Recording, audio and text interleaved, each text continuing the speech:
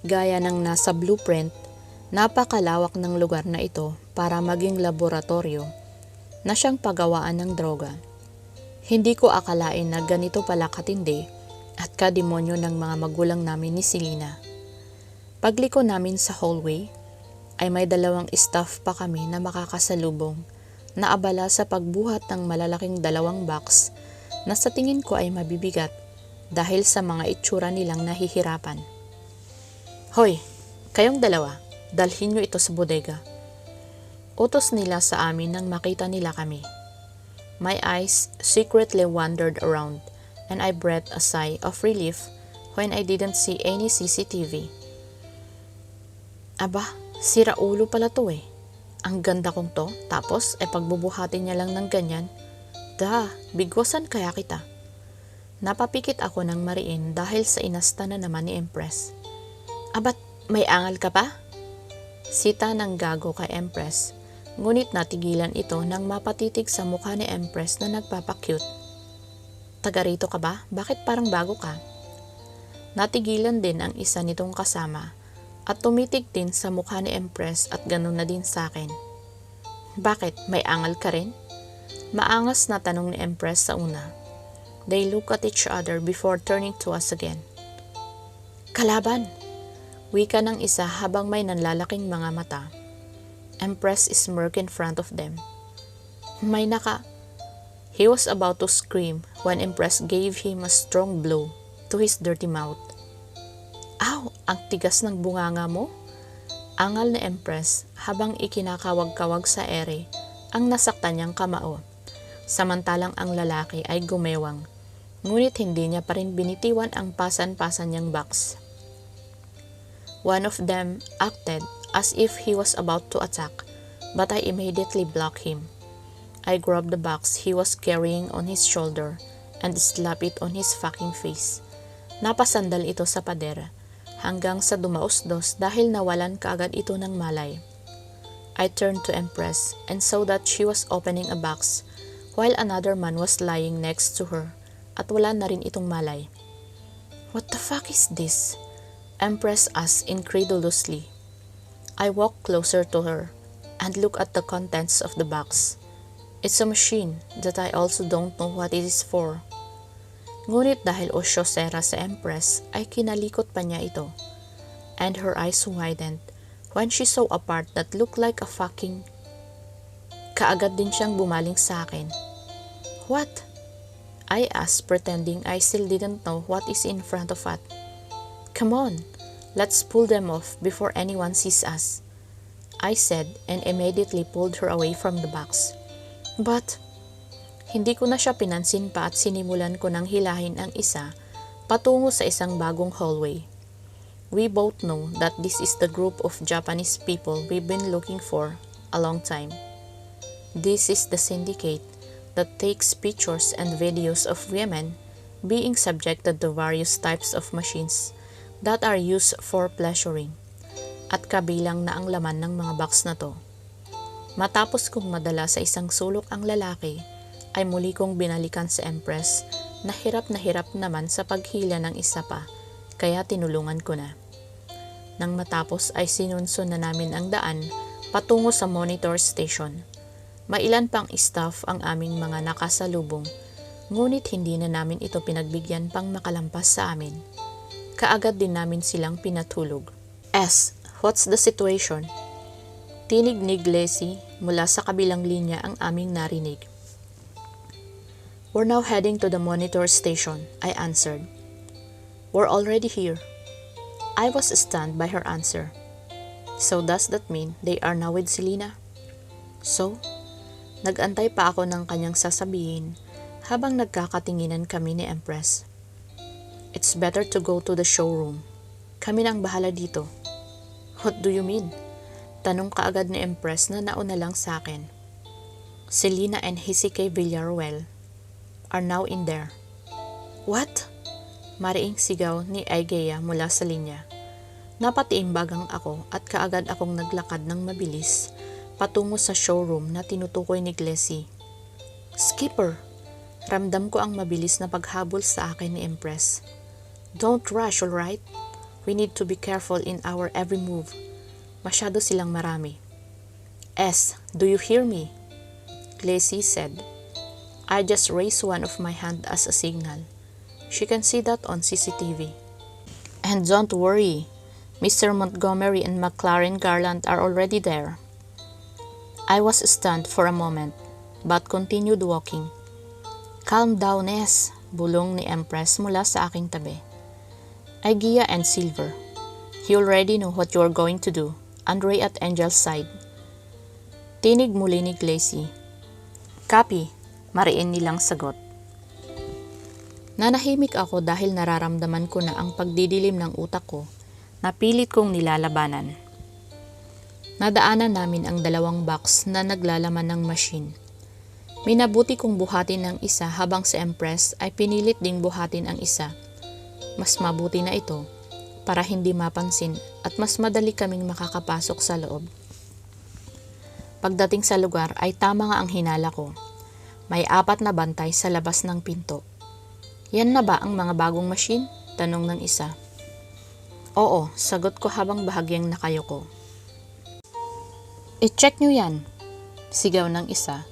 Kaya naman sinuri muna nilang laman ng parehong box habang buhat namin ito. Kagaya ko ay bahagya ring nakayuko si Empress. Almost half of our face is covered by our hats. Ayos, ipasok nyo na. They immediately opened the door of the showroom, and now we can clearly hear and see what's going on inside. MC, help me please.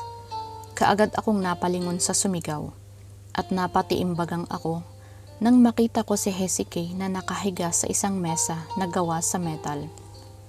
And other different types of chairs and tables are women, both naked. At dito kumuyom ng mahigpit ang aking kamao nang makita ko si Selena sa isa sa mesa na tila kagigising lang. Pakawalan mo siya, Hana! Sigaw ni McLaren na nasa aking unahan. I could feel the intense anger in his voice, but he could do nothing, cause he was being held tightly by 2 armed men who were also in front of me. Wow, ano to? Family reunion? Sarkastikong sagot ng isang babae na sa larawan ko palang noon nakita. Ang larawan na ipinakita sa amin noon ni Angel sa safe house na siyang kasama ng kaibigan niyang lalaki. Why are you doing this? Why don't you just accept the fact that your sister is the one I want and the one I want to marry? Sagot muli ni McLaren. Ang harsh mo naman, babe. At ano, hahayaan ko na lang kayong mamuhay ng masaya? At ako, paano naman ako? Mamumuhay ng malungkot at sawi? Naiiyak na sagot naman ni Hana kahit halata namang umaarte lang. Pakawalan mo ang anak ko, Hana. Ako na lang ang kunin nyo. Ako na lang ang pahirapan nyo. Singit naman ni Mr. Montgomery na naririto rin sa aming unahan habang nakaposas ang 2 niyang braso sa kanyang likuran. But my forehead furrowed at what he said. Mga anak? It's not that easy, mister. Kung gusto mong may mabuhay sa kanila, mamili ka. Sagot naman ni Hana. Don't do this, please. Pagmamakaawa niya. Ang tunay mong anak o ang iyong ampon? I was stunned by what Hana said. Napanganga ako. I know Selena is not his real child. And this may be what Hana is referring to as an adoption. Ngunit sino ang isa pang tao na sinasabi nitong tunay na anak? Kaagad akong lumingon sa kinaroroonan ni Selena at Hezekiah. They both burst into tears as they stared at Mr. Montgomery.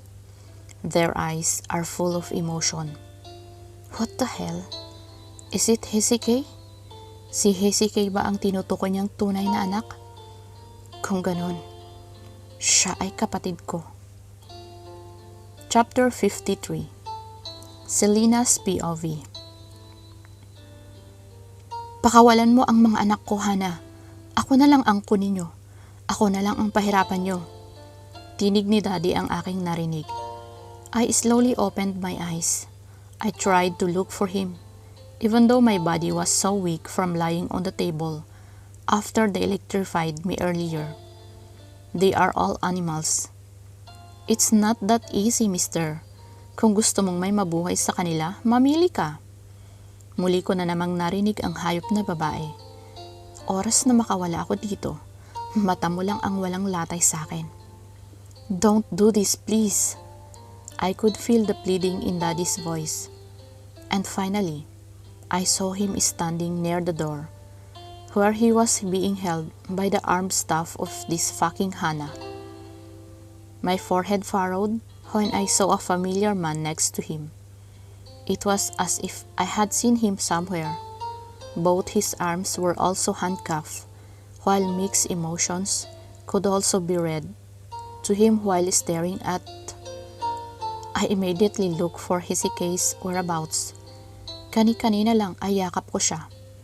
Ngunit matapos akong kuryentehin ng mga hayop, ay nanlupaypay ako sa kanyang harapan. At napatiimbagang ako nang makita ko siyang nakahiga na rin sa isang mesa habang nakagapos na rin ang kanyang mga paa at braso at patuloy na lumuluha. Ang tunay mong anak o ang iyong ampon? Kaagad akong napalingon kay Hannah dahil sa kanyang tinuran. Anong sinasabi niyang tunay na anak?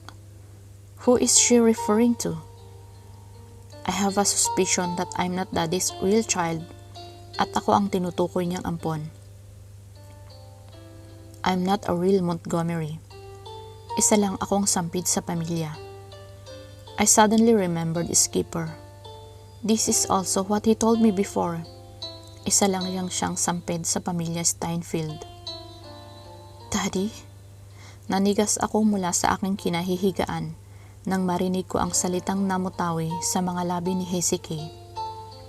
I saw how Daddy's tears flowed down his cheek as he stared at her.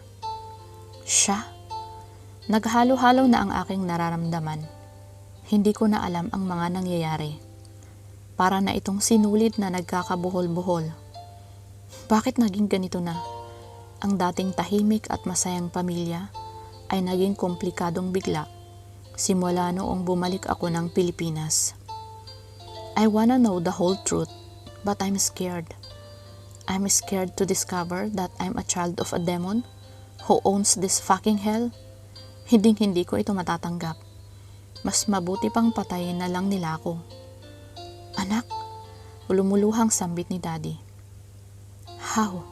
How did this happen? Hindi ko na napigilan pa ang sarili ko. How did Hezekiah become your child, Daddy? And how about me? How did I get to your family? Who are my real parents? Damn! Tell me the truth! Bakit nyo kami inilayo sa mga kanya-kanya naming pamilya? Ginawa nyo impyerno ang buhay namin sa mga oras na to. Sigaw ko at lumingon naman sa akin si Daddy na umiiling. Hindi ko rin alam, anak. Only your mom knows about it. She's the mastermind of it all. May alam ka na, Daddy. I know. So tell me what's true. Didn't I tell you earlier who your father is? Are you deaf? Si Senyor... I'm not talking to you. Sigaw ko kaagad kay Hannah nang bigla siyang sumingit. Napabangon na rin ako mula sa aking pagkakahiga sa mesa. Ngunit ang aking mga kamay at paa ay nanatiling nakalak sa mesa. He's your real father. The demon Senyor Philip Steinfeld. Sigaw niya rin sa akin. Hell no! Yes, he is. Ipinagpalit ka sa tunay na anak ni Magdalene na lalaki upang magamit ka sa paglago ng kanilang negosyo. Nakikilala mo ba sila? Itinuro niya ang mga kababaihang nasa sulok nitong silid. Napatitig ako sa kanila dahil ang iba ay tila pamilyar sa akin. Nangunot ang aking noo. Don't you remember some of them? They are the only models with you who pretend to be endorser of your mother's animal bikinis. But this is really the real motive. Isasalang sa isang makamundong pagnanasa at ipapapiesta sa mga mata ng mga dayuhan. At pagkatapos ay humalakhak siya na tila reyna ng mga demonyo. Mga hayop kayo? Hindi makapaniwala sa aking narinig. Sinong lalaki ang anak ni Magdalene? Tanong ko, at hindi ko na magawang tawaging ina ang kinalakihan kong ina. Sino? Why don't you know him? Aren't you with him every day? Sino ang malandi sa ating dalawa? Hindi ba't ikaw? May boyfriend ka na, ngunit nakuha mo pang kumapit sa iba at sa anak pa ng iyong ina-inahan. Diretsuhin mo na ang pinupunto mo. I shouted even though I had a suspicion that he was referring to Skipper. He's the real son of Magdalene. Bakit hindi mo tanungin ang iyong ama-amahan? Siya ang ama. Kaagad akong napalingon kay Daddy. Mas lalo siyang umiyak at tila nasadlak na sa lupa ang kanyang itsura.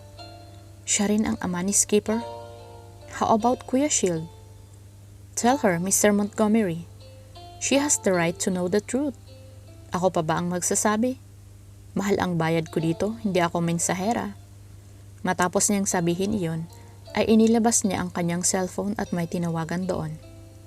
Tell me, Daddy. I'm begging you. Gusto ko nang malaman ang lahat at para matapos na ito. Kailan ko lang din nalaman, anak, nung isinugod ka sa ospital. Doon ko nalaman mula sa pag-uusap ni Magdalene at Philip.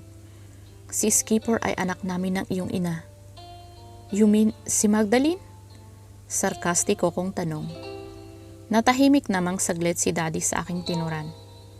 Si Philip Steinfeld ay anak ng kasosyo sa negosyo ng mga Lirio. Magkababata sila ng iyong ina, si Magdalene. Napaismid ako sa hangin nang sabihin na naman niya ang salitang ina. Napangasawa ni Philip si Sofia, ang tunay mong ina, at ako naman ay si Magdalene.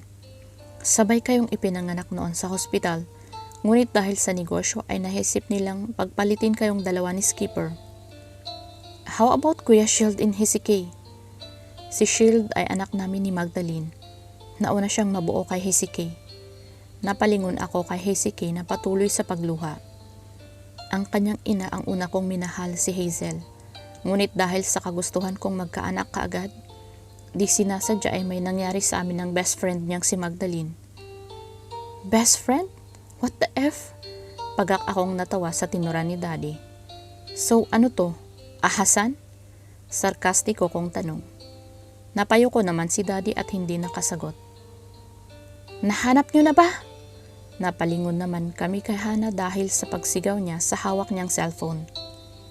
Mga bobo kayo, mga walang kwenta! Matapos ay basta na lang niya itinapon sa bader ang cellphone. Pinagtataguan talaga ako ng mga magulang mo. Sabi niya kasabay ng pagduro niya sa akin. Oh, nasaan sila ngayon? Why can't they save you? Hiding? Afraid? Muli siyang humalakhak. Why are you doing this? Bakit? Bukod sa inagawan ako ng babaeng ito, itinuro niya si Hezekiah. Gumaganti lang sa pamilya mo, ninyong lahat, dahil ang ipinangako ng iyong ama at ng Mag Garland. She pointed to the man next to Daddy. Garland? McLaren Garland? Yeah, right. Isa siya sa anak ng mga kanegosyo ni Daddy at isa rin siya sa mga naging abay sa kasal ng kaibigan ni Maisie. Sa tingin ko ay isa siya sa kaibigan ng mga De La Vega. Ay isa lang malaking kasinungalingan. Malakas na sigaw ni Hana. Paasa kayong lahat. My daddy became desperate, depressed, and his life became miserable dahil bukod sa lumayas ang aming ina na malanding kagaya niya, muli niyang itinuro si Hezekiah. Gradually, all the investors in our company are backing up and it's all your damn fault. Kayo ang gumawa ng sarili niyong problema. Just accept the fact that not everything will be yours at tanggapin mo na rin walang nagmamahal sa iyo dahil sa ugali mong demonyo. Sigaw ko rin sa kanya. But, boss, narito na po ang mga machine. Lalapitan na sana ako ni Hana nang biglang sumingit ang isa sa kanyang mga tauhan.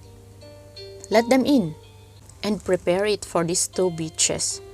Itinuro niya kaming dalawa ni Hezekiah. Pumasok ang dalawang taong nakasuot ng uniforming katulad ng mga tauhan nilang narito. Lumapit sa akin ang isa at ipinatong sa akin tabi ang isang hindi kalakihang box pero sa tingin ko ay mabigat ito. Stop that, Hana! McLaren shouted at Hana. Parang awa mo na. Pakawalan mo na ang mga anak ko. Wala silang kinalaman dito. Pagmamakaawa naman ni Daddy habang halos maglumuhod na siya mula sa kanyang kinatatayuan. MC! Hisike continued to cry.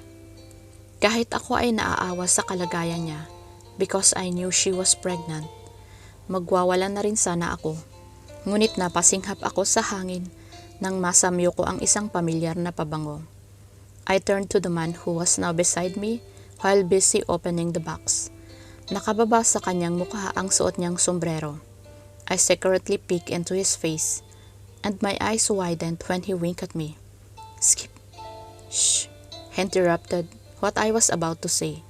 Halos magsisigaw, maglulupasay, at yakapin ko siya ng mahigpit sa sobrang saya dahil narito na siya.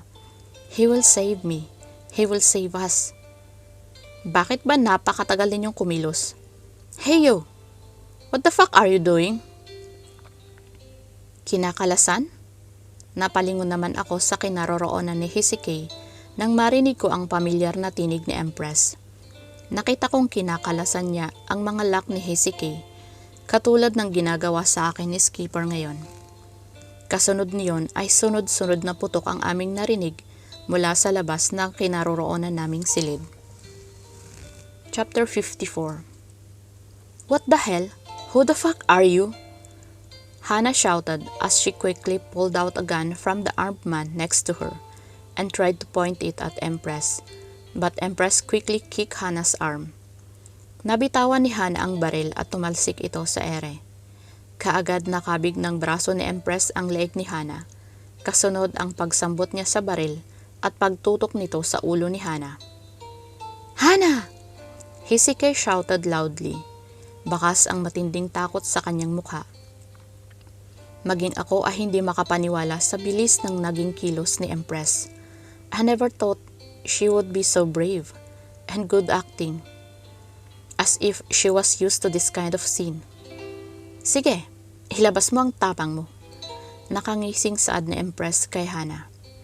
Si Hana naman ay mukhang natulala din sa bilis ng pangyayari. Princess, come on! Kaagad akong binuhat ni Skipper at inialis sa mesa. Third person's POV. Put down your guns! Put down all your guns! Hana shouted at her men when they suddenly pulled out their guns. Mabilis namang tinakbo ni McLaren ang daan patungo sa kinaroroonan ni Hisike. Take off his handcuff if you don't want me to blow your head off. Mariing utos na Empress kay Hana. Patungkol sa posas ni McLaren kasabay naman ng pagdiin niya sa hawak niyang baril sa ulo ni Hana. Are you fucking crazy? Sigaw ni Hana kay Empress. Kaagad namang kinasa ni Empress ang hawak niyang baril. Oo na! Oo na! Kalagan niyo siya mga inutil! Singhal nito sa kanyang mga tauhan, ngunit mababakas pa rin ang takot sa kanyang tinig na pilit niyang pinaglalabanan. Kaagad namang kumilos ang isa sa mga tauhan at mabilis tinanggalan ng posas sa mga braso si McLaren. At pagkatapos ay niyakap ni McLaren ng mahigpit si Hisike na walang tigil sa pag-agos ang mga luha sa pisngi. Dami mong satsad, susunod ka rin naman pala. Sarkastikong wika ni Empress. Sino ka ba? Sigaw ni Hana sa kanya. Ako lang naman ang tatapos sa kademonyuhan mo. Nakangising sagot ni Empress. Sa kabilang banda ay muling nagharap si Skipper at ang ama nitong si Seraphine. Kaagad niyakap ni Selina ang kanyang ama. Daddy! Lumuluhang sambit ni Selina. Kaagad din siyang kumawala mula sa pagkakayakap at bumaling sa isang tauhang nasa tabi nito. Pakawalan niyo siya! Sigaw ni Selina dito. Hindi kaagad kumilos ang tauhan, bagkos ay lumingon muna ito kay Hana upang siguro ay humingi ng permiso. Nagdilim naman ang anyo ni Selina. Kaagad niyang nilapitan si Hana. You are the only one who fits in this fucking place, so you better just bury your fucking self here. Sigaw niya dito, at ilang beses niyang pinagsasampal ang mukha ni Hana. Selina, Empress, don't leave her. She's still my sister. Sigaw naman ni Hisike habang sumasabog ang mga luha. Selina's POV. Forgive me, Hisike, but a demon like her have no place in this world. Sigaw ko sa mukha ni Hana. Ngunit bigla kaming sumubsob sa sahig nang biglang may malakas na pagsabog kaming narinig at pagyanig ng buong lugar. Nagkabasag-basag ang mga pader na salamin at inulan kami ng mga ito. I felt pain in my back as well as in my arms. Selina! Skipper's voice was what I heard, followed by the arms swirling around my body. He carried me up and hugged me tightly. Nagkagulo na sa paligid. Nagtakbuhan na ang ilan.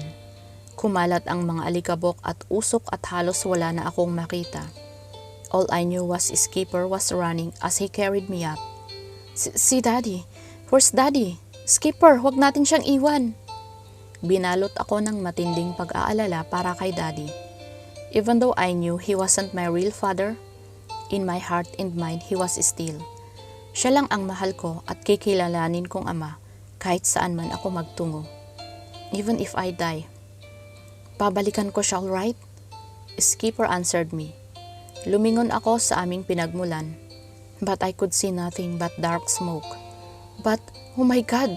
Napasigaw ako sa gulat nang bigla na lang may magpaputok sa amin. I clung so tightly to Skipper's neck. Siya naman ay kaagad nagkubli sa dadaanan naming pader. Stay here. Ibinaba niya ako sa sahig. Napansin ko pa ang pagtiimbagang niya habang nakatingin sa aking mga braso. Napababa rin ang aking paningin at nakita ko ang ilang mga hiwa dito at umaagos na dugo. Ilang ulit kong narinig ang pagmumura ni Skipper. Bumunot siya ng 2 klase ng barel. Hold this. Before I could answer, he immediately took my hand and held it to the gun. Skipper, I don't know how to use it. My hands trembled as I held the gun. Pahawakin mo na lang ako ng espada, baka yun pa. Kaya kong gamitin. Dahil nakatapos din naman ako ng CAT noong kami ay nasa high school pa lang. Just hold it, alright? He pulled out another gun from behind him. What the fuck? Why so many guns? What is his real job? Is he a policeman? Hindi ko mapigilang mapanganga. Lumabas siya mula dito sa aming pinagtataguan at sinalubong ang mga taong bumabaril sa amin. Nakipagsagutan din siya ng paputok. Skipper, subukan mong magpatama, tatamaan ka rin sa akin. Sigaw ko sa kanya ngunit natigilan ako nang may isang taong lumabas mula sa gawing likuran ni Skipper. Skipper! I shouted loudly as I pointed the gun at the fucking bastard. Pumikit ako ng mariin kasabay ng pagkalabit sa hawak kong barel. Malakas na putok ang umalingaw-ngaw, kasunod nito ay lagabog. I opened my eyes. I saw the man lying on the floor. Kaagad akong napamulagat doon. I killed him? Oh my God! Mamamatay tao na ako? Halos maglupasay ako mula sa sahig na kinauupuan ko. Hush, come on! Muli akong binuhat ni Skipper. Skip, nakapatay ako. Ayoko nang makulong. Shut up, no one will be jailed. Kaagad siyang naglakad at hindi ko na alam kung saan lugar na kami naroroon. Skipper, may mga tubig? Saan galing ang mga tubig? Maraming tubig ang tumutulo mula sa itaas. Nagpapatay sindi na rin ang mga ilaw. Patuloy ang malakas na putukan at mga pagsabog sa paligid. We are under the ocean. What? Nangunot ang aking noo sa sinagot ni Skipper. Yes, Princess. Narito tayo ngayon sa ilalim ng Magdalene Island, and this building stands under the ocean land. Nanindig ang mga balahibo ko sa aking katawan. What the hell? I suddenly remembered a private restroom on the island. Mommy went in there, but when I followed her into it, I didn't see her inside. Skip, about the restroom? Yes, he immediately interrupted what I was about to say. That's one of the tunnels to it down below. Muli na naman siyang napakubli ng may ilang rebelding sasalubong sa amin. At kaagad kaming pinaulanan ng bala. Muli akong isiniksik ni Skipper sa isang pader. Stay here and don't hesitate to use it. Sabi niya patungkol sa hawak kong barel. I nodded. even though my hands were starting to tremble again. He kissed me on my forehead and then came out from our hiding place. Muli siyang nakipagsabayan ng putok sa mga kalaban. Nagpalingalinga din ako sa paligid. Dahan-dahan akong tumayo, ngunit bigla akong nanigas nang makaramdam ako ng matigas na bagay na lumapat sa aking ulo. "Hello, honey. Miss me?" Nanlamig ang aking katawan nang marinig ko ang malambing niyang tinig. "Allen?" Chapter 55. Skipper's POV. I can no longer count how many people I have killed in these moments. Naisipan ko nang balikan si Selena, but I was cursed so many fucking times. When I didn't see her in the place I had left her just a few minutes ago. Selena? Kakaibang takot ang namayani sa buo kong pagkatao. In my whole life, she was the only one I feared the most. Ang mawala siya at hindi maaaring mangyari iyon dahil siguradong hindi ko kakayanin. Hinanap ko siya sa buong paligid habang alerto ako sa mga kalabang bigla na lang sumusulpot. What's going on? Empress voice from the other line. Selena is missing. G, are you there? I called Lacey, who as far as I know is now at the monitor station. Selena is now being held by Allen. They were heading to the west side of the building. Lacey answered from the other line. What? Kumulong bigla ang aking dugo. Calm down, just listen to me. I'll show you your way. Is Selena okay? I don't think so. Maybe you just need to hurry. Mas lalo akong nanggigil sa aking naririnig. Pakiramdam ko ay sasabog na lang akong bigla. Humanda ka sa akin, Allen. Don't try hurt Selena. I swear, I'll never forgive you. I'll take you to hell where you fucking belong. Alright, copy. Matinding pagtitimpi ang ginawa ko habang pinakikinggan ang sinasabi ni Gray mula sa kabilang linya. Tinumbok ko ang daan kung saan sila nagtungo, ngunit ilang mga busabos pa ang aking mga nakakasalubong sa daan. The bombs are all set. Tinig naman ni Andre mula rin sa kabilang linya. Make sure all victims are safe before I turn on the bomb timer. Sagot naman ni Lacey. How's Angel? I suddenly asked cause I have noticed since we entered this fucking place, I haven't heard the voice of our leader until this moment. Sa tingin ko ay naka-off pa rin hanggang sa ngayon ang kanyang linya. Angel's grandmother is dead. Lacey answered weakly. Napuno ng mga pagmumura ang buong linya mula sa aming mga kasama, maging ako ay natulala. What the hell? Naisa tinig ko. My first thought was, what was happening to Angel right now? Siguradong nasa ilalim na siya ng impluensya ng kadiliman sa mga sandaling ito. But how? Sobra na naman na to para sa kanya. Bakas ang hinanakit sa tinig ni Silver. It was one of the worst things that ever happened to her. Malungkot na tinig naman ni Igea. This is an unacceptable punishment. Sagot naman ni Empress. I'll go to her. Saad naman ni Andre. She still continues to fight till these moments.